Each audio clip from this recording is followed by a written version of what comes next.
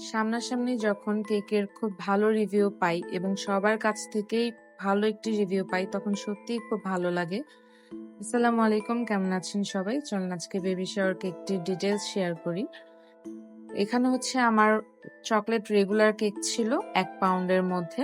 তো প্রথমে হচ্ছে আমি চকলেট স্পঞ্জ বেস দিয়ে দিয়েছি, এরপর হচ্ছে একটি কফি সিরাপ দিয়ে চকলেট গানাশ ইউজ করছি, দেন হচ্ছে চকলেট ক্রিম দিয়ে দিব।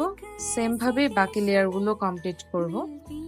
তো আসেন চকলেট স্পঞ্জ কেক আর চকলেট ময়েস্ট কেক এবং প্রিমিয়াম কেকের ডিফারেন্সটা আপনাদের কাছে একটু বলি। স্পঞ্জ কেকটা হচ্ছে রেগুলার যেটা, সেটাতে আমাদের বেসিক একটা চকলেট গানাশ যায়, সাথে একটা বেসিক চকলেট ক্রিম ইউজ করা হয়। আর ময়েস্টটা হচ্ছে একটু হ্যাভি হয়, যেটা খেতে অনেক ভালো লাগে এবং এমনিতেও খাওয়া যায় সুগার সিরাপ ছাড়া।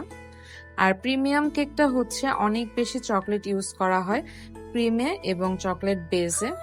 তো এটাই হচ্ছে আসলে আমাদের ডিফারেন্স। আশা করি আপনাদের কাছে এবার ক্লিয়ার হয়েছে।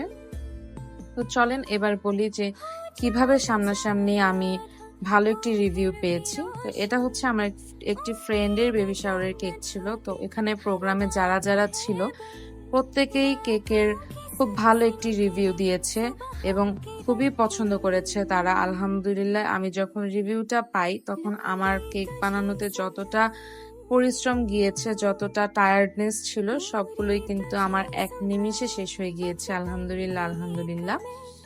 আসলে সত্যি প্রতিটা বেকারের এটাই সার্থকতা। এত কষ্ট করে কেক বানানোর পরে যখন ভালো একটি রিভিউ পাই আমরা, তখন সত্যি খুবই ভালো লাগে।